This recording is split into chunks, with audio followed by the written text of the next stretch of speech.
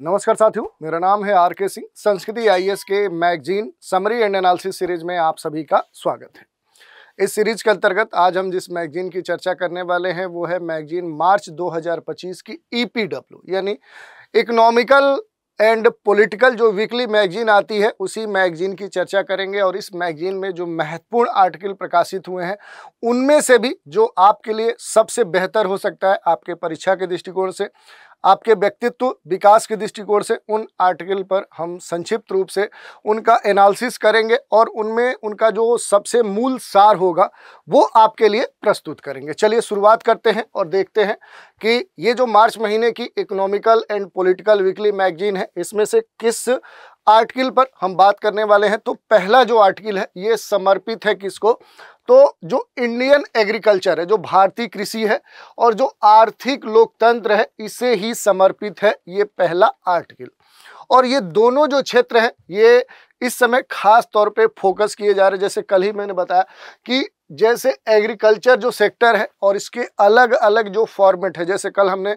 जिस मैगजीन में चर्चा की उसमें बागवानी जो सेक्टर है उस पर खास तौर पे फोकस किया जा रहा है और उसका जो योगदान है वो अपने देश में कृषि के कुल योगदान में काफ़ी तेज़ी से बढ़ा है। इस कारण से कुल भारत का जो जीडीपी है उसमें अब कृषि का जो योगदान है वो बढ़ता जा रहा है। तो इससे क्या हम कहना चाह रहे हैं कि अब भारतीय जो कृषि है इस पर सरकार का खास तौर पे इस समय क्या है, ध्यान देखने को मिल रहा है, फोकस मिल रहा है। ऐसे ही देखिए जो आर्थिक लोकतंत्र है, लोकतंत्र की बात तो आप सभी जानते हैं, लेकिन अब क्या है कि बात हो रही है आर्थिक लोकतंत्र की, कि लोकतंत्र कहने से काम नहीं चलेगा, आर्थिक रूप से उसे लोकतंत्र प्राप्त होना चाहिए। इसी की हम इन दोनों के बीच में आखिर जो संबंध क्या है उस पर हम बात करने वाले हैं। क्योंकि जो किसान है अपने देश का, भारत का जो फार्मर्स है, जो किसान है वो देश की जान कहलाता है। और किसान न केवल भारत की जान है, भारत की देखिए अगर भारत पूरा एक शरीर है तो उसकी रीढ़ क्या है, वो किसान है। तो जो किसान है वो किसान रीढ़ ही नहीं है, जान ही नहीं है, बल्कि इसलिए कहा जाता है कि वो पूरे देश के लिए क्या है, खाद्य प्रदाता है। और इसी कारण से उसे देश की जान, देश की रीढ़ के नाम से जाना जाता है। भारत में जो आजीविका है उसका सबसे बड़ा जो प्रदाता है वो कौन सा क्षेत्र है, तो वो क्षेत्र है आपका कृषि क्षेत्र, एग्रीकल्चर जो सेक्टर है। भारत की जो विकास समीक्षा 2023 आई थी, भारत में देखें तो भारत में क्या विकास हो रहा है, तो जो विकास समीक्षा आई थी, जैसे आप पढ़ते हैं आर्थिक सर्वे, वैसे ही डेवलपमेंट जो एनालिसिस आया था 2023 का, ये जो 2023 का जो भारत का आर्थिक समीक्षा 2023 आया था, इसकी माने तो ये कहा गया था कि एक अनुमान है कि लगभग 93.09, ये क्या है, इतने मिलियन जो फैमिलीज हैं अपने देश में, जो परिवार हैं, वो परिवार क्या है कि वो कृषक के रूप में वर्गीकृत है। यानी उनकी जो एक्टिविटीज़ है वो कृषि से जुड़ी हुई है, यानी उनका पूरा जो कह सकते हैं जीवन निर्वहन है वो कृषि सेक्टर पर ही आधारित है, या इस आधार पर उनको किसी क्षेत्र में वर्गीकृत कर सकते हैं। हालांकि भारत में जो छोटे और सीमांत किसान हैं वो कई उत्पादन चुनौतियों का सामना कर रहे हैं, जिनमें देखें तो जो पैदावार है उसकी जो तेजी से गिरावट है, उसके जो उत्पादन में जो मूल्य वर्धन है उसमें जो एक तरह से असमर्थता देखी जा रही है, प्रौद्योगिकी तक जो उनकी पहुंच है उसमें काफ़ी कमी आई है, और निम्न गुणवत्ता वाले जो बीज हैं उनको शामिल किया गया। और इसी संदर्भ में देखें तो जो किसान है, किसानों ने सामूहिक महत्व को अब धीरे धीरे प्राप्त करना शुरू किया है। तो ये इसकी सबसे महत्वपूर्ण विशेषता, इससे जुड़े हुए जो भी महत्वपूर्ण बातें हैं उन पर हम बात करेंगे। जैसे देखिए किसानों का जो सामूहिकरण की बात कही जा रही है, ये क्या कह रहा है आर्टिकल, तो देखिए कृषि जो समितियों की शुरुआत की गई है वो कहीं ना कहीं किसानों के सामूहिकरण को ध्यान में रखते हुए ही की गई है, और इसी कारण से कृषि समितियों का गठन किया गया है। भारत में जो किसान है इनका जो सामूहिकरण है कोई नया कंसेप्ट नहीं है, बल्कि सहकारी स्तर पे सहकारी ऋण समिति अधिनियम 1904 जो है ये कृषक सामूहिकरण पर सबसे पहले शुरुआती कानूनों में से एक माना जाता है। ये अलग बात है कि संसाधन में जो कमी है, जो राजनीतिक जो बार बार इंटरफेरेंस है, इस कारण से कृषि जो सहकारी समितियां हैं इनके द्वारा सुचारू रूप से कार्य नहीं किया जा सका। अब वर्तमान की परिस्थितियों में जो किसान है ये उत्पादक है और उत्पादक जो संगठन है उनका गठन भी किया जा रहा है इन किसानों के सामूहिकरण प्रक्रिया के तहत। इस संदर्भ में देखें तो जो किसान है वो उत्पादक जो संगठन है, जो ईपीएफओज है, उनकी शुरुआत अब हो चुकी है ताकि व्यावसायिक कंटेक्स्ट में इनकी प्रधानता लाई जा सके, जो पहले सहकारी मॉडलों के द्वारा नहीं लाई जा सकी थी। और इसी के तहत ये कहा जा रहा है कि जो ईपीएफओज है, ये जितने किसान उत्पादक संगठन है, ये कंपनी अधिनियम के तहत क्या किए जाए, एक कंपनी या एक सहकारी जो समिति है जिसे बहुराज्य सहकारी समिति अधिनियम के अनुसार लाया गया है, ये पारस्परिक रूप से सहायता प्राप्त जो भी सहकारी समितियां हैं उन्हें मदद करे। खास तौर पे देखें कि जो लघु और सीमांत किसान हैं उनके लिए जो इनकम जनरेट करने की बात कही जा रही थी, जो रोजगार सृजित करने की बात कही जा रही थी, उसके लिए जो अपना केंद्र सरकार है, जो सेंट्रल गवर्नमेंट है, उसने वर्ष 2020 में खास तौर पे कई सारे प्रयास किए, जिसमें 10,000 लगभग जो नए कृषक हैं, उन नए कृषक उत्पादन जो संगठन है उनका गठन किया और संवर्धक नामक एक योजना भी स्टार्ट की। तो ये आपको ध्यान देना है कि ये 2020 में जो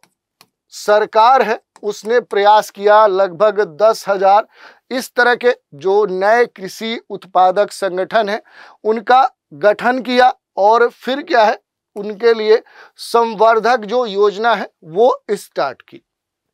इसके अलावा देखिए, अगर हम बात करें तो इन सब के बावजूद भी क्या है कि जो ईपीएफओज है उनको कई सारी जो चुनौतियां हैं उनका सामना करना पड़ रहा है। कौन सी चुनौतियां हैं? तो उन चुनौतियों में जो सदस्यों की जो उपज है, इसको खरीदने के लिए जो आवश्यक कैपिटल हो सकता है, जो पूंजी जुटाने की बात हो रही है, प्रबंधकीय जो जिम्मेदारियां हैं उनको संभालने में अभी भी सक्षम जो कुशल पेशेवर हैं उनकी कमी महसूस की जा रही है। और इसी कारण से जो एफपीओज है उनके विकास को बढ़ावा देने के लिए जमीनी स्तर पे देखेंगे तो आर्थिक और राजनीतिक जो लोकतंत्र है उसके विकास पर खास तौर पे जोर दिया जा रहा है और जो भी सहकारी उद्यमिता है उसको और स्ट्रांग बनाकर स्थानीय विकास जो थिंक टैंक है उनका जो उदय है वो आवश्यक अब होते जा रहा है।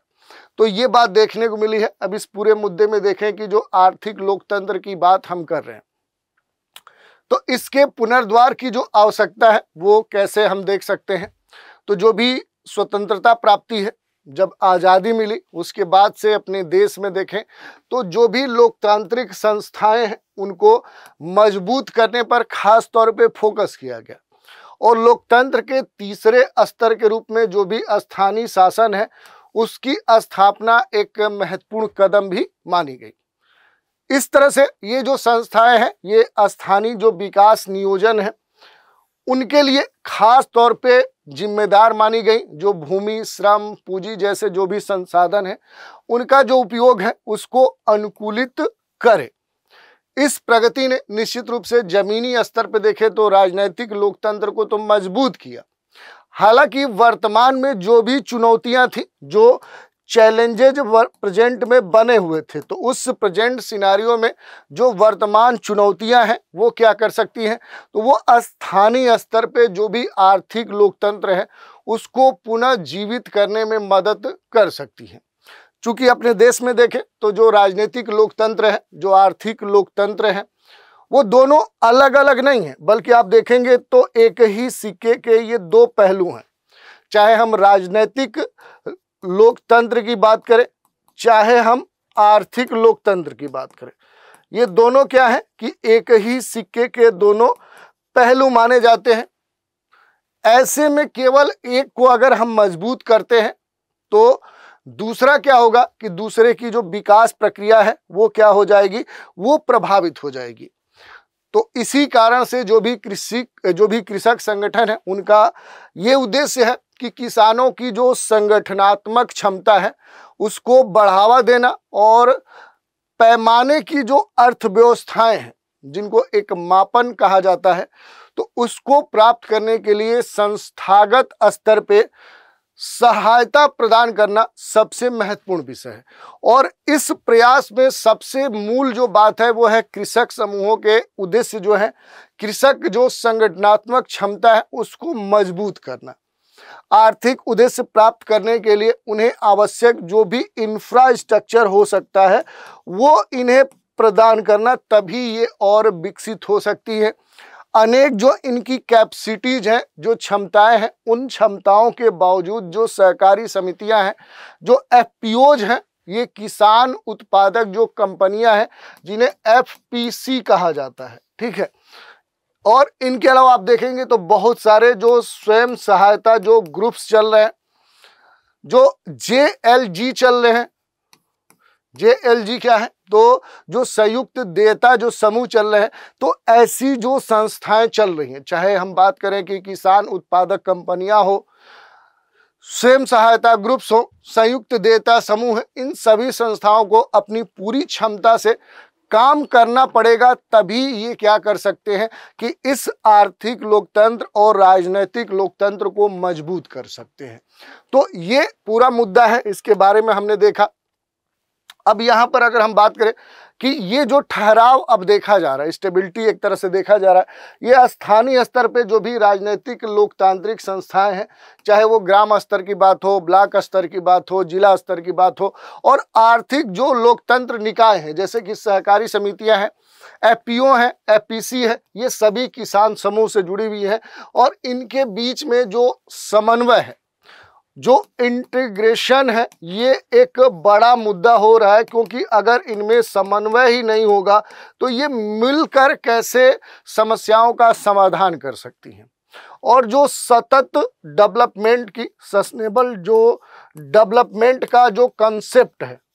उसको प्राप्त करने में एक महत्वपूर्ण जो भूमिका ये निभा सकती हैं, उसको नहीं निभा पा रही हैं। और इसी कारण से कहा जा रहा है कि सतत विकास के लिए राजनैतिक और आर्थिक लोकतंत्र को प्रभावी एकीकरण सबसे महत्वपूर्ण हो जाता है। यद्यपि स्थानीय जो सरकारें हैं, स्थानीय विकास की जो योजनाएं हैं, वो बनाते समय कम से कम जो किसान हैं, किसानों के जो समूह हैं, उनको इन योजनाओं के रेगुलेशन के नेतृत्व को कहीं ना कहीं अब आगे बढ़कर करना होगा। तो इस तरह की बातें कही गई है। इसमें अगर हम बात करें कि आखिर अब फ्यूचर क्या है, भविष्य की बात करें, तो सहकारी जो भी उद्यमिता है उसकी जो अवधारणा है, जो कंसेप्ट है, जो हाइपोथेसिस है, उसको मजबूत करना होगा, जिसके संदर्भ में कहा जा रहा है कि जो भी सहकारी उद्यमिता लोकतांत्रिक जो भी सिद्धांत है उनका पालन करने वाले जो सहकारी उद्यम है उनकी स्थापना और प्रबंधन पर खास तौर पे फोकस करना होगा।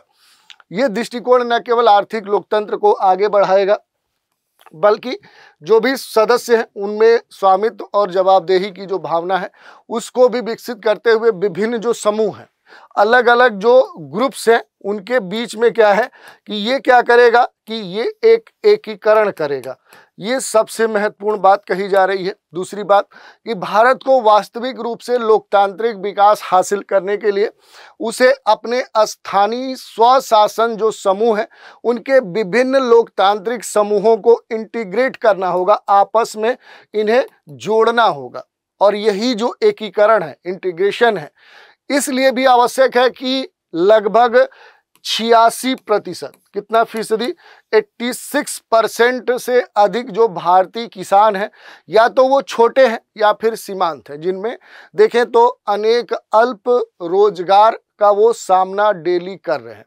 तो इस कारण से ये मुद्दा अब देखें तो काफ़ी खतरनाक होते जा रहा है। जनसांख्यिकी जो लाभांश है वो भी एक बड़ा ही महत्वपूर्ण मुद्दा है, क्योंकि भारत के जनसांख्यिकी लाभांश की एक विशेषता है विशाल युवा कार्यबल जो विकास के लिए अद्वितीय अवसर प्रदान कर सकता है। लेकिन सहकारी उद्यमिता के माध्यम से इस युवा जो ऊर्जा है, जो यूथ की ये जो एनर्जी है, ये एनर्जी का उपयोग करके भारत को सतत जो आजीविका है वो स्रोत उत्पन्न किया जा सकता है और जो इकोनॉमिक प्रोग्रेस है, जो आर्थिक प्रगति है, उसको और बढ़ाया जा सकता है। पुनर्मूल्यांकन की आवश्यकता है क्योंकि रिव्यू होना चाहिए। वर्ष 2047 तक भारत को एक विकसित राष्ट्र में बनाने का जो एक लक्ष्य है, इस विकास और शासन के जो पारंपरिक तरीके हैं उनको अधिक और किया जा सकता है। तो इंक्लूसिव, समावेशी और भागीदारी पूर्ण जो दृष्टिकोण है उसको अपनाना होगा और इसके बाद इसकी पूरी मूल्यांकन पद्धति को एक बार फिर से जागृत करना होगा। और पॉलिसी के स्तर पे जो भी हस्तक्षेप है उस मामले में देखें तो भारत के कृषि और आर्थिक परिदृश्य को सफल बनाने के लिए अलग अलग जो नीतियां हैं उन पॉलिसीज के निर्माण की आवश्यकता है और इसके लिए कुछ खास उपाय भी किए जा सकते हैं। जैसे स्थानीय जो नेतृत्व करता है उनके लिए ट्रेनिंग, उनके लिए क्षमता निर्माण जो कार्यक्रम है उसको लागू किया जाना, किसानों के जो अलग अलग समूह हैं उनके लिए वित्त और बाजारों तक जो पहुंच है उसे आसान बनाना, और इसके अलावा जो सहायक नियामक हो सकते हैं, इसके अलावा भी अगर आप देखेंगे तो जो सहायक नियामक हो सकते हैं उनके लिए जो सही वातावरण है वो बनाना होगा, तभी हम इस लक्ष्य को प्राप्त कर सकते हैं। इसके अलावा भी एक दो चीजें की जा सकती हैं। जैसे अगर हम बात करें तो जो भी लोकतांत्रिक संस्थान है उनके बीच में जो हमने बताया कि एक तरह से जो इंटीग्रेशन की जो समस्या देखने को मिल रही है, जो समन्वय की समस्या देखने को मिल रही है, उस समन्वय को क्या करना होगा, वो बढ़ावा देना होगा। तभी क्या है कि हम अपने लक्ष्य को प्राप्त कर सकते हैं। यही नहीं, स्थानीय जो विकास है उस थिंक टैंक के बारे में कहा गया है इस आर्टिकल में कि जमीनी स्तर पर प्रगति के लिए नवाचार को बढ़ावा देना महत्वपूर्ण विषय है और ऐसे में राष्ट्रीय स्तर पर नीति आयोग की तर्ज पर एक स्थानीय विकास थिंक टैंक की भी स्थापना की जानी चाहिए, जो नीति और जमीनी स्तर पर क्या करे, रेगुलेशन के बीच में एक महत्वपूर्ण ब्रिज के रूप में कार्य करे। और इसके लिए जो जिला होता है, डिस्ट्रिक्ट लेवल होता है, डिस्ट्रिक्ट के नीचे जो ब्लॉक होता है, ब्लॉक के नीचे आएंगे तो आपका ग्राम पंचायत होता है। तो इस स्तर पे जो थिंक टैंक है उसमें जो स्थानीय सरकारी जो अधिकारी हैं, जो सरकारी अधिकारी हैं, उन अधिकारियों के बारे में कहा गया कि इस अलग अलग स्टेज पे अधिकारियों, जो एग्रीकल्चर से जुड़े हुए जो कृषि वैज्ञानिक हैं, जो इकोनॉमिस्ट हैं, जो अर्थशास्त्री हैं, और किसानों के समूह के जो रिप्रेजेंटेटिव हैं, उनको शामिल करते हुए उनके आपसी समन्वय पर खास तौर पे ध्यान देना चाहिए। तो ये बात कही गई है। इसके अलावा भी आप देखेंगे तो एक दो चीज़ें कही गई हैं, जैसे कृषि केंद्रों के निर्माण पर खास तौर पे फोकस किया गया है। तो ये सारे विषय, इसमें टेक्नोलॉजी की जो भूमिका है ये सबसे महत्वपूर्ण हो जाती है, क्योंकि जमीनी स्तर पे जो राजनीति है, जो आर्थिक लोकतंत्र है, इसको एकीकृत करने में जो महत्वपूर्ण भूमिका है वो टेक्नोलॉजी निभा सकती है। जो भी अनुसंधान है, इनोवेशन है, परीक्षण जो केंद्र है, वहाँ पर अगर किसानों के जो समूह हैं उनको जोड़ने के लिए डिजिटल प्लेटफॉर्म अगर विकसित किया जाता है तो इससे न केवल कृषि पद्धतियों को सीखने में, उन्हें एडॉप्ट करने में, उस संस्कृति को बढ़ावा दिया जा सकता है, केंद्र कृषि क्षेत्र की जो उत्पादकता है, उसकी जो स्थिरता है, उसमें भी खास तौर पे विकास लाया जा सकता है। तो ये महत्वपूर्ण बात कही जा रही है। इसके अलावा देखिए, जो सप्लाई एक बड़ा मुद्दा होता है, जो आपूर्ति है और आपूर्ति जो चेन है, ये एक बड़ा मुद्दा होता है। और इसके लिए जो ब्लॉकचेन तकनीक है, जो ब्लॉकचेन टेक्निक है, वो सबसे महत्वपूर्ण भूमिका निभाती है। जो कृषि लेन देन में कहीं ना कहीं जो ट्रांसपेरेंसी है, जो पारदर्शिता है, वो लाने और पता लगाने की जो क्षमता है, उसे ये क्या कर सकती है, ये बढ़ा सकती है, जिससे किसानों, उपभोक्ताओं और अन्य जो हितधारक हैं उनके बीच में विश्वास का हम निर्माण भी कर सकते हैं। तो ये सारी बातें हैं जिनको हमें शामिल करना होगा। इसके अलावा अगर हम थोड़ा सा इस ओवरऑल आर्टिकल के निष्कर्ष की बात करें तो केंद्र सरकार का जो बजट है एफपीओ इसके लिए एक महत्वपूर्ण प्रगति प्रतिनिधित्व करता है, किंतु अभी भी जो सफलता है वो जमीनी स्तर पे उस स्तर पे नहीं पहुंच पाई है जिस स्तर पे ये पहुंच जाना चाहिए। वर्ष 2047 तक विकसित भारत के सपने को साकार करने के लिए जमीनी स्तर पे जो राजनैतिक आर्थिक जो लोकतंत्र है उसको एकीकृत करने वाला एक मजबूत ढांचा बनाने की आवश्यकता है। यद्यपि किसानों के सामूहिक और सरकारी जो उद्यमिता है उस पर जोर जो है वो आशाजनक है, किंतु इसे स्थानीय स्तर पे समन्वित प्रयासों और नवीन जो रणनीतियां हैं उनके द्वारा पूरक होना चाहिए। विकास जो है वो वास्तव में लोकतांत्रिक बनाकर भारत अपने कृषि क्षेत्र की पूरी क्षमता का दोहन कर सकता है और टिकाऊ और जो समावेशी विकास है उससे प्राप्त कर सकता है। तो इस तरह से आप पूरा उत्तर भी इसका लिख सकते हैं। एक और आर्टिकल है, इसको थोड़ा सा हम जल्दी कवर करने का प्रयास करेंगे। देखिए, वित्तीय मध्यस्थता में जो उन्नत प्रौद्योगिकी है उसके उपयोग में शासन संबंधी जो महत्वपूर्ण चुनौतियां हैं उन पर हम बात करेंगे और ये काफ़ी महत्वपूर्ण हो जाता है क्योंकि इस समय जो फाइनेंशियल सेक्टर है उसमें क्लाउड कंप्यूटिंग, रोबोटिक्स, स्वचालन, मशीन लर्निंग और कृषि बुद्धिमत्ता जैसे कई सारे जो उन्नत तकनीक है उनका जो यूज है वो तेजी से बढ़ रहा है। नई प्रवृत्तियों के जो भी प्रगति हो रही है वो जो नई प्रवृत्तियां हैं उनके साथ कुछ अच्छाइयों के साथ कुछ समस्याएं भी लेकर आ रही हैं और ऐसे में जो टेक्नोलॉजी का बढ़ता हुआ जो इम्पैक्ट है, जो प्रभाव है, इसके चलते उपयोग से संबंधित जो भी रेगुलेशन है, जो विनियामक है, इसके जो अनुपालन है और इस अनुपालन के साथ जो जोखिम है, जो रिस्क फैक्टर और इससे संबंध जो प्रणालियां हैं उसमें स्थिरता के संदर्भ में अब देखा जाए तो नीतिगत जो चुनौतियां हैं वो अब देखने को मिल रही हैं। बहुत सारे चैलेंजेस आपको देखने को मिल रही हैं जिनका समाधान करना अब बड़ा ही महत्वपूर्ण हो चुका है और इस बारे में कुछ महत्वपूर्ण बिंदु आप देख सकते हैं जो यहाँ पर दिए गए हैं। जैसे इस क्षेत्र में अगर बात करेंगे तो भारतीय वित्तीय क्षेत्र उभरती हुई जो आर्टिफिशियल इंटेलिजेंस तकनीकें हैं इनकी जो परिवर्तनकारी क्षमता है उसका लाभ उठाने के लिए तो प्रिपेयर है,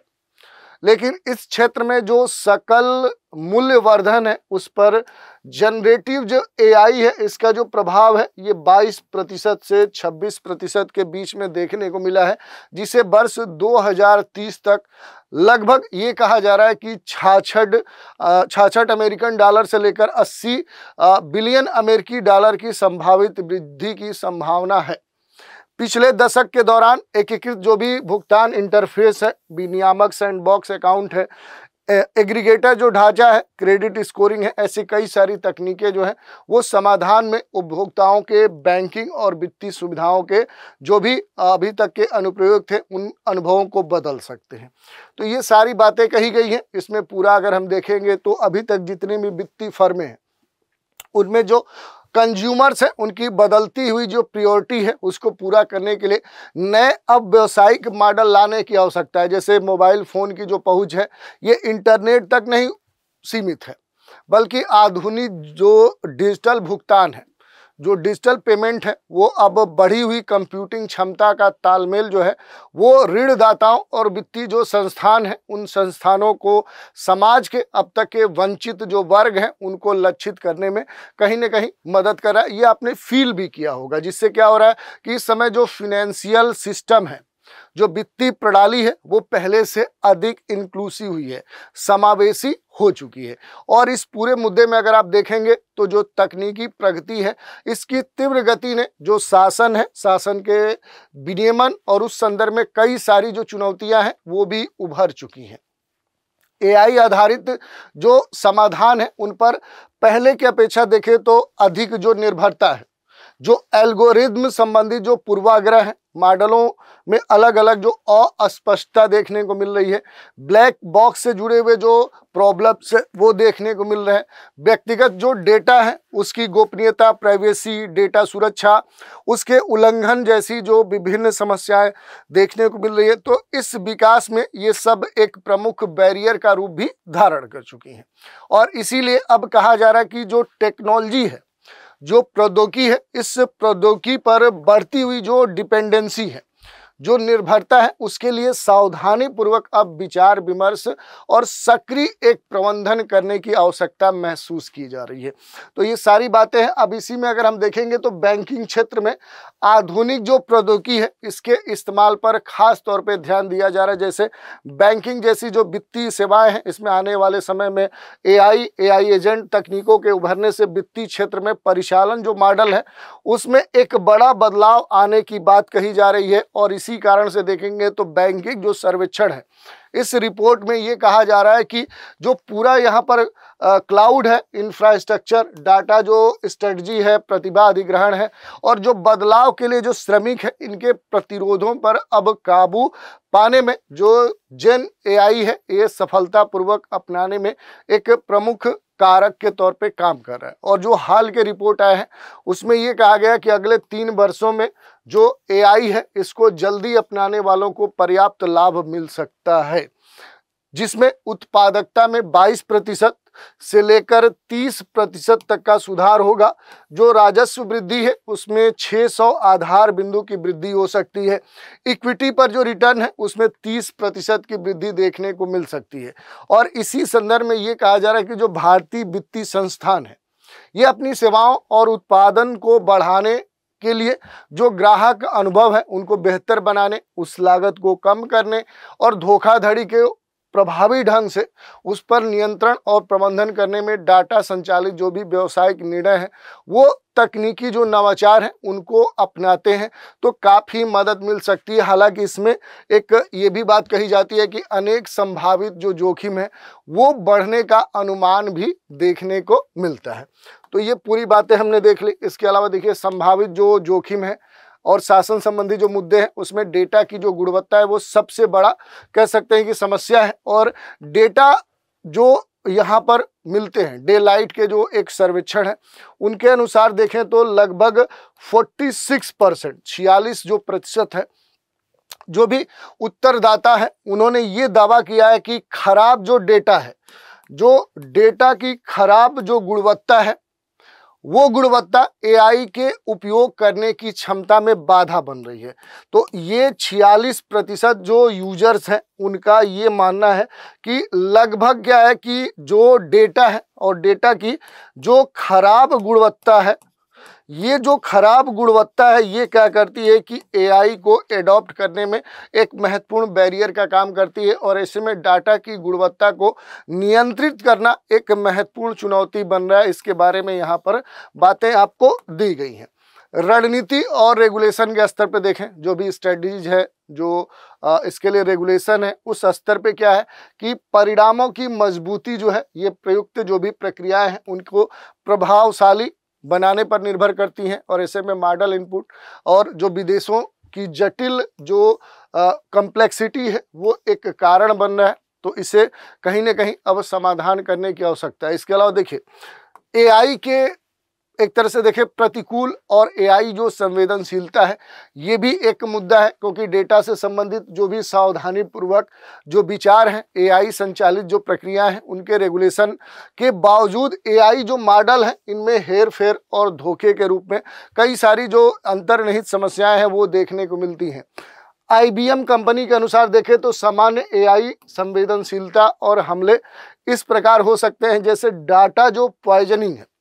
ये एक महत्वपूर्ण समस्या देखने को मिल सकती है। इवेजन जो अटैक है वो आपको देखने को मिल सकते हैं। जो इवेजन अटैक है ये प्रशिक्षित मॉडल को भेजे गए इनपुट डेटा को थोड़ा सा क्या करते हैं कि उसमें मॉडिफिकेशन करके मॉडल को गलत रिजल्ट देने का प्रयास करते हैं, जिसमें प्रॉम्प्ट जो इंजेक्शन है, जेल ब्रेकिंग है, ऐसी समस्याएं देखने को मिलती हैं। इसके अलावा सूचना सुरक्षा और साइबर लचीलेपन के लिए क्या है, एक तरह से देखें तो समस्या है प्रतिभा का अभाव अभी भी इस क्षेत्र में देखने को मिल रहा है। और वैश्विक परिदृश्य में जो शासन का ढांचा है वो एक बड़ा मुद्दा खुलकर सामने आया है, जिसमें ये कहा जा रहा है कि संयुक्त राष्ट्र महासभा ने सतत विकास लक्ष्यों में खासतौर पे संयुक्त राष्ट्र 2024 के साथ एआई के उपयोग को बढ़ाने के लिए एक प्रस्ताव अपनाया। और ये जो प्रस्ताव है ये एआई के नैतिक और सुरक्षित उपयोग के आसपास जो भी रूल रेगुलेशन विकसित किए जा रहे हैं उनके सभी हितधारकों के सहयोग का कहीं ना कहीं उनके सहयोग का आह्वान करता है। और विश्व जो आर्थिक मंच है, अगर हम बात करें कि वर्ल्ड इकोनॉमिक जो फोरम है, ये जो मंच है, ये विश्व आर्थिक मंच ने जो एआई गवर्नेंस है, एआई बेस्ड जो गवर्नेंस है, उस गवर्नेंस के अलायंस की स्थापना की है। तो इस अलायंस की क्या की है, इसने स्थापना की है। और इस स्थापना के कारण अगर देखें तो दुनिया भर में जो एआई तक समान और जिम्मेदार जो पहुंच है, उस दिशा में वैश्विक प्रयास को कहीं न कहीं दोहन करने की दिशा में एक महत्वपूर्ण प्रयास के तौर पे देखा जा रहा है। और इसी कारण से अगर हम देखें तो 2024 में लागू किया गया जो यूरोपीय संघ है आर्टिफिशियल इंटेलिजेंस अधिनियम, ये इन विनियमों का एक व्यापक समूह बना है जो एआई के अनुप्रयोग जो होंगे, एप्लीकेशन होंगे, इनके अलग अलग श्रेणियों को परिभाषित करने के लिए जोखिम आधारित जो भी अप्रोच हो सकता है उसको ये फिक्स करेगा। और विभिन्न जो क्षेत्र हैं उसमें एआई के विनियमन के लिए एक खास गाइडलाइंस प्रदान करेगा। दूसरी बात करें तो सिंगापुर का जो मौद्रिक प्राधिकरण है वो इस वित्तीय क्षेत्र में जो आर्टिफिशियल इंटेलिजेंस डेटा है उसके एनालिटिक्स के उपयोग पर मूल रूप से पूरी तरह से निष्पक्ष होते हुए क्या करेगा, जवाबदेहिता, पारदर्शिता, उसको बढ़ावा देने पर विकसित करने के लिए काम करेगा। और जो अमेरिकी जनरेटिव है उसकी अगर हम बात करें तो ये क्या करेगा कि जो एआई कॉपीराइट है ऐसे जो मुद्दे होंगे उन मुद्दों पर क्या करेगा, डिस्क्लोजर एक्ट 2024, ये आपको ध्यान देना है, डिस्क्लोजर एक्ट 2024 है, इस एक्ट के तहत क्या करेगा कि फिर जो भी इको स्पेस है, जो नवाचार है, जो बौद्धिक संपदा है, उनके अलग अलग जो अधिकार है उनके बीच में एक समन्वय निर्धारित करेगा। तो ये सारी बातें आपको देखनी है। अब देखिए इस पूरे मामले में अगर भारतीय परिदृश्य में देखें तो देखिए जो डिजिटल व्यक्तिगत डाटा संरक्षण है ये एक बड़ा मुद्दा है। और ये जो अधिनियम है इसका उद्देश्य इतना है कि डिजिटल व्यक्तिगत जो भी डेटा है उसको सुरक्षित किया जाए, जिम्मेदार जो डाटा है उसे मैनेज्ड किया जाए और उससे जुड़ी हुई जो भी पद्धतियां हैं उनको विकसित किया जाए, संरक्षित किया जाए। ये जो अधिनियम है ये मूल रूप से क्या है कि जो पर्सनल डेटा है, जो व्यक्तिगत डेटा है, उन डेटा को सुरक्षित करते हुए जो एआई कृत्रिम जो बुद्धिमत्ता है उसके और इसके भविष्य के जो तकनीकें हैं, जो फ्यूचर टेक्नोलॉजीज हैं, उनको अपनाने की दिशा में एक महत्वपूर्ण प्रयास के तौर पे लिया जाए। दूसरी बात क्या है कि इलेक्ट्रॉनिक्स और सूचना प्रौद्योगिकी जो मंत्रालय है उसके द्वारा सूचना प्रौद्योगिकी नियम 2021 के तहत जो भी मध्यस्थ हैं उन पर एक एडवाइजरी भी जारी की जाए। और इसके तहत ये कहा गया कि जो भी मध्यस्थ होंगे, इन मध्यस्थ के तहत जो एल्गोरिदम है, जो एआई है, जो आर्टिफिशियल इंटेलिजेंस जनित जो मॉडल्स हैं, इन मॉडल्स के अतिरिक्त जो लैंग्वेज मॉडल है और इसके बाद जो जेन एआई है, इन सभी के बारे में कहा गया है कि ये सभी क्या है कि इनके उपयोग के संदर्भ में एक खास जो गाइडलाइन है या जो एक एडवाइजरी है वो जारी की जानी चाहिए। तो ये सारी बातें अब शामिल की गई हैं। इसके तहत अगर आप देखेंगे तो आरबीआई ने अब तक वित्तीय जो भी संस्थाएं हैं उनके द्वारा एआई के उपयोग के लिए कुछ विशिष्ट जो नियम है वो नहीं बनाए हैं। हालांकि इस सूचना प्रौद्योगिकी सेवाओं जैसे डिजिटल ऋण, साइबर सुरक्षा, डिजिटल भुगतान, सुरक्षा नियंत्रण, आउटसोर्सिंग से संबंधित जो भी जोखिम है उनको कुशलतापूर्वक प्रबंधित करने के लिए कई गाइडलाइंस दिए गए हैं। ये प्रश्न आपसे सीधे पूछा जा सकता है कि अपने देश में जो आरबीआई है उसने खास तौर पे ईआई के उपयोग के लिए कोई विशिष्ट नियम नहीं बनाए हैं, लेकिन कुछ खास क्रियाओं को प्रबंधित करने के लिए जो गाइडलाइंस जारी किए हैं उन पर एक संक्षिप्त टिप्पणी लिखिए, शॉर्ट नोट्स लिखिए, तो यही आपका उत्तर हो सकता है। जो गाइडलाइंस दिए गए हैं वो यहाँ पर आप देख सकते हैं, जैसे कि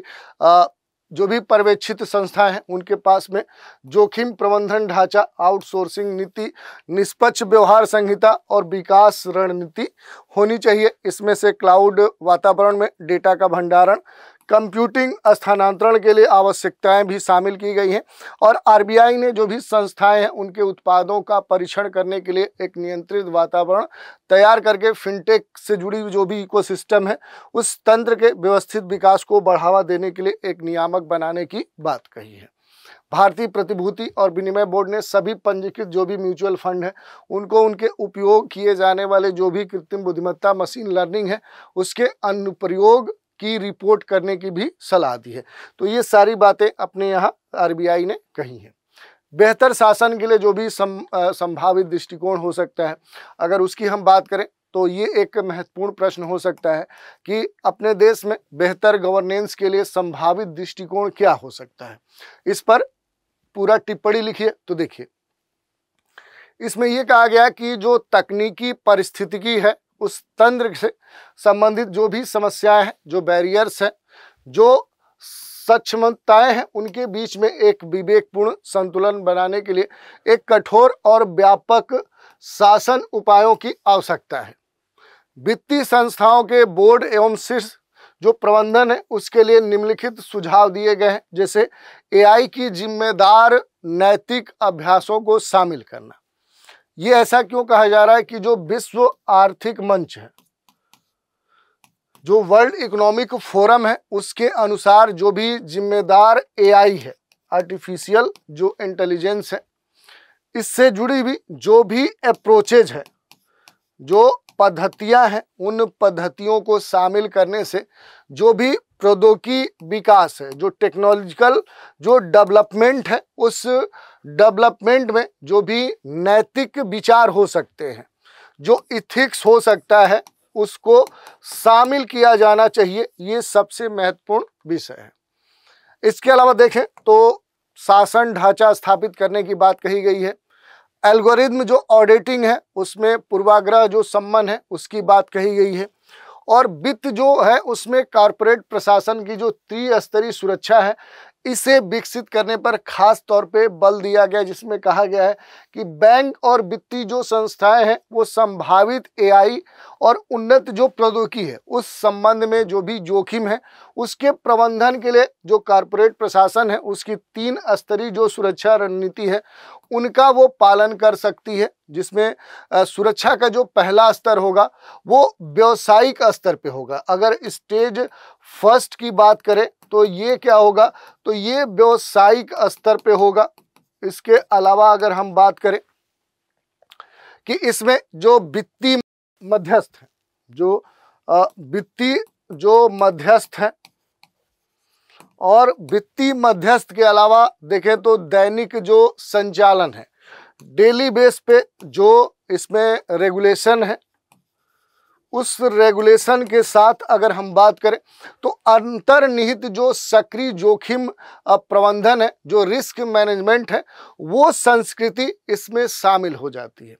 तो ये एक बड़ा मुद्दा है और इस मुद्दे के समाधान के लिए भी यहाँ पर विस्तृत रूप से बात की गई है कि कैसे 3 स्तर पे जो जोखिम प्रबंधन है उसको किया जा सकता है। तो ये पूरा आर्टिकल था, इसके बारे में हमने देखा। दूसरी बात करें तो एक और आर्टिकल है जनजातीय शहरीकरण से संबंधित मुद्दे। ये चर्चा में आने वाली बात निश्चित तौर पे थी, क्योंकि जो जनजातीय शहरीकरण है ये अब धीरे धीरे एक मुद्दा बनता जा रहा है, क्योंकि एक सामान्य अवधारणा है कि जो जनजातियां हैं ये मुख्य तौर पे किन क्षेत्रों में वास करती हैं, तो ये ग्रामीण क्षेत्रों में ही वास करती हैं। ये एक कह सकते हैं कि सामान्य एक हम लोगों का विचार है। हालांकि जो अपने देश का पूर्वोत्तर क्षेत्र है, ये पूर्वोत्तर भारत में जो छोटे छोटे शहर हैं, उन शहरों में जो जनजाति आबादी है वो महत्वपूर्ण एक जनसंख्या के रूप में अब निवास करती है। और ये सभी जिला मुख्यालय वाले जो शहर हैं वो राज्य नेतृत्व वाले किसी भी महत्वपूर्ण विकास की प्रक्रियाओं में इनकी अनुपस्थिति के कारण एक स्वाभाविक रूप से विकसित हो रहे हैं। और इसी क्रम में जनजाति शहरीकरण से संबंधित जो यहाँ पर मुद्दे हैं वो अब खुलकर सामने आने लगे हैं। तो थोड़ा सा देखेंगे कि किन मुद्दों पर खासतौर पे बात हो रही है। जैसे स्वदेशी जो शहरीकरण है, स्वदेशी जो ज्ञान है, इसको दर्शाता है। और इसमें ये कहा जा रहा है कि जो स्वदेशी प्रतिरोध है और जो शहरी स्थान में पुनरुत्थान की बात कही जाती है, इन दोनों के द्वारा जो स्वदेशी शहरों में स्थानों का जो आकार प्रदान किया जाता है और इसके अलावा जो भी स्वदेशी शहरीकरण की प्रक्रिया है, स्थानीयता है, शहरीकरण के बीच में एक जो द्वंद्व देखने को मिलता है, अब वो कहीं न कहीं खुलकर सामने आने लगा है। और दोनों में ऐसे निर्माण के रूप में अब चिन्हित करता है जो लगातार परिवर्तनशील और चर्चा के विषय के रूप में अब खुलकर सामने आ चुके हैं। जनजातियों की बात करें तो जनजातियां जो है और जो स्वदेशी लोग हैं,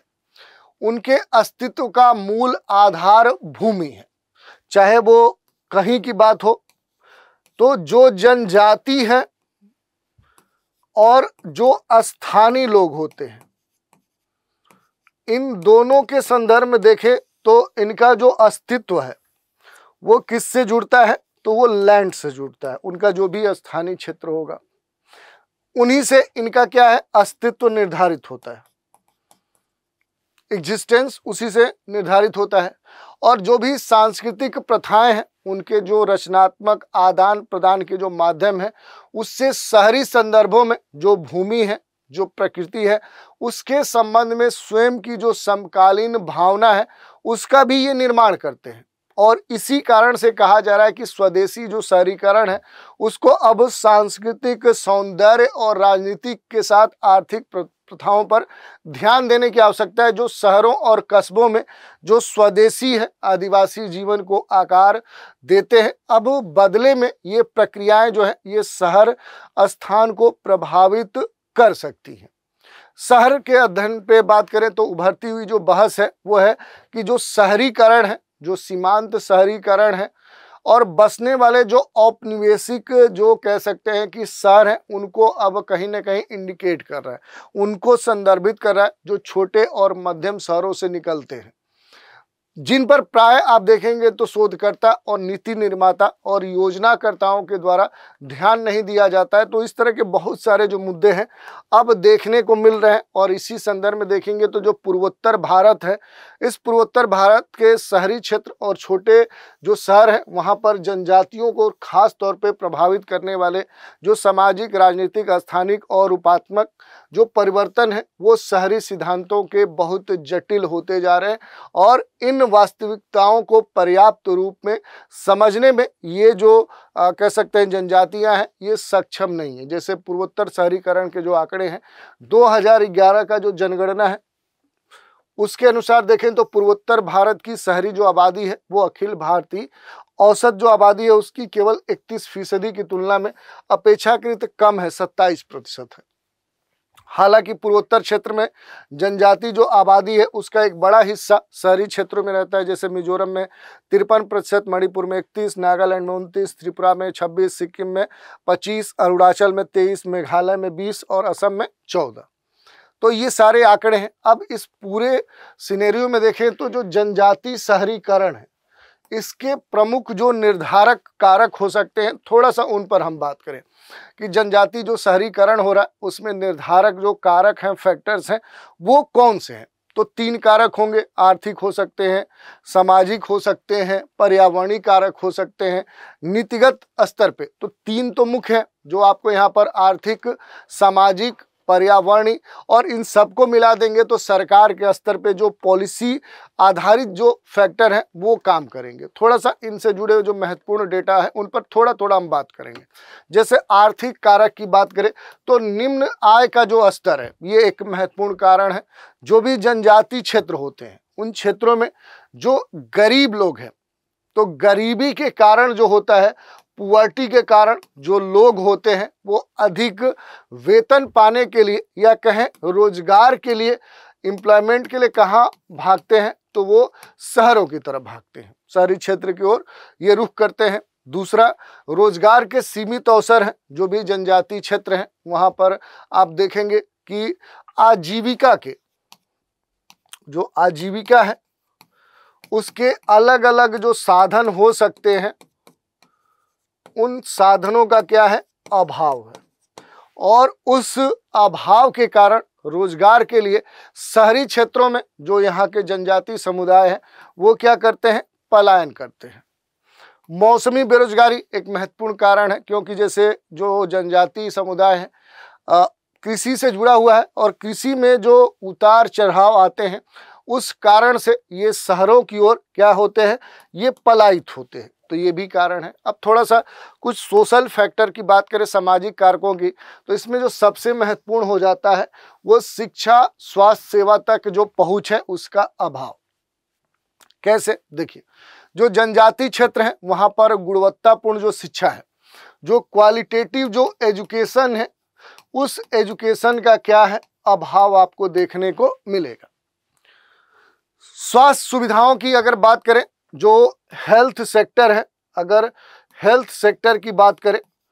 तो स्वास्थ्य संबंधित जो भी सुविधाएं हैं उनका भी क्या है, अभाव देखने को मिलता है। या स्वास्थ्य सुविधाओं से संबंधित जो एक इंफ्रास्ट्रक्चर होना चाहिए वो यहाँ पर नहीं देखने को मिलता है। और इन दोनों को प्राप्त करने के लिए जो जनजातीय समुदाय है ये कहाँ पहुँचते हैं, तो ये शहर की ओर पलायन करते हैं। तो ये एक कारण हो जाता है। सामाजिक बहिष्कार भी एक बड़ा मुद्दा है, क्योंकि जनजातीय समुदायों के समक्ष हाशिए पर होने और भेदभाव के कारण उन्हें शहरी क्षेत्रों में जो अवसर है वो तलाश करना पड़ता है। तो ये भी एक महत्वपूर्ण कारण है।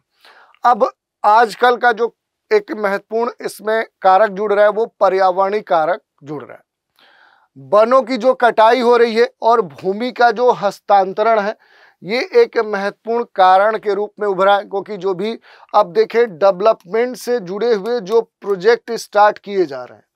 जो विकास परियोजनाएं स्टार्ट की जा रही हैं, इस कारण से जो पहले के पारंपरिक जो फॉरेस्ट थे, जो ट्रेडिशनल जो पारंपरिक वन थे, उन वन और भूमि से विस्थापन जो जनजातीय समुदाय हैं अब उनके पास और कोई विकल्प नहीं बच रहा है शहरों की तरफ पलायन करने के अलावा। प्राकृतिक जो आपदाएं हैं खास तौर पे देखेंगे तो जो फ्लड है, जो बाढ़ है, जो सूखा है, जो ड्रॉट है, ऐसे बार बार आने वाले जो प्राकृतिक आपदाएं हैं, या ऐसे ही देखेंगे तो लैंडस्लाइड है, यहाँ पर देखेंगे तो अर्थक्वेक है, ऐसे आग लगने की जो समस्या है, तो ये जो समस्याएं प्राकृतिक आपदाओं के तौर पे देखने को मिल रही है। तो इस कारण से अब जो विस्थापन है वो जनजातीय समुदायों का शहरों की ओर देखने को मिल रहा है। तो ये कारक है। इसके अलावा देखिए, अब सरकार के स्तर पे देखें तो इन जनजातीय समुदाय के लिए कोई पर्याप्त जो विकास कार्यक्रम है वो न होना, ये अलग बात है कि ऐसा नहीं है। सरकार इनके लिए लगातार प्रयास कर रही है, लेकिन जिस स्तर पे ये प्रयास होने चाहिए उस स्तर पे ये प्रयास नहीं देखने को मिल रहे हैं। क्योंकि ग्रामीण क्षेत्रों में अगर जाएंगे, रूरल रीजन में जाएंगे, तो जो भी यहाँ के जनजातीय समुदाय हैं, जो ट्राइब्स हैं, इनकी जो नीड है, इनकी जो आवश्यकता है, इसको पूरा करने के लिए जो भी लक्षित पॉलिसीज होनी चाहिए वो पर्याप्त नहीं हो पा रही हैं, इनका अभाव देखने को मिल रहा है। इस कारण से फिर ये कहाँ पलायित हो रहे हैं, तो ये शहरों की ओर पलायन कर रहे हैं। इसके अलावा जनजाति कल्याण योजनाओं का जो खराब रेगुलेशन है, ये माना जा सकता है।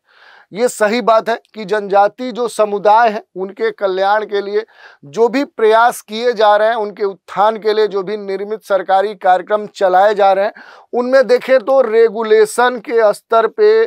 बड़ी ही अनियमितता भारत में देखने को मिल रही है, जिस कारण से ये क्या हो रहा है कि यहाँ के जो जनजाति समुदाय है ये फिर शहरों की ओर पलायित कर रहे हैं। तो ये एक मुद्दा है। और इसके साथ अगर देखेंगे तो जनजाति शहरीकरण में प्रशासन संबंधित जो मुद्दे हैं उसमें सबसे महत्वपूर्ण हो जाता है कि शहरी जो समूहन है ये प्राय राज्यों की राजधानियों तक ही सीमित रहता है। जैसे उदाहरण के लिए आप देखेंगे तो इम्फाल, कोहिमा, शिलोंग, आइजोल, अगरतला, ईटानगर, असम को छोड़कर पूर्वोत्तर भारत में देखें तो जो रक्षा मुख्यालय हैं उनमें स्थित शहर इसमें आते हैं। और ऐसे जो शहर हैं ये स्थान ज़्यादातर प्रशासनिक केंद्र होते हैं जिनमें औद्योगिक जो ढांचे हैं उनका विस्तार न होकर छोटे व्यावसायिक केंद्रों में ये सीमित हो जाते हैं। तो ये सारी बातें इसके बारे में हम देख सकते हैं। इसके अलावा इससे जुड़ी भी जो भी बातें हैं उनको आप देख सकते हैं कि कौन कौन से आर्टिकल इनसे जुड़ते हैं, इनके अधिकारों से जुड़ते हैं, उन पर भी हम बात कर सकते हैं। तो इस तरह से आज ईपीडब्ल्यू में जो भी महत्वपूर्ण आर्टिकल प्रकाशित हुए थे और उनमें जो भी समझने वाली बातें थी जो आपके एग्जाम के लिए दृष्टिकोण से महत्वपूर्ण हो सकती हैं, उन पर हमने बात की, उनका विश्लेषण किया, उनकी समरी निकाली। तो आज के एपिसोड में इतना ही। इस महीने के सारे जो महत्वपूर्ण मैगजीन हैं उनकी समरी और उनका एनालिसिस हमने कर लिया है। अब इस सीरीज के अंतर्गत अब इसके अगले महीने अप्रैल माह के जो भी मैगजीन्स होंगी उनमें प्रकाशित जो महत्वपूर्ण आर्टिकल्स होंगे उनके साथ फिर इस सीरीज में हम हाजिर होंगे। तो आज के एपिसोड में इतना ही रखते हैं। आप सभी हमारे साथ बने रहें, इसके लिए धन्यवाद।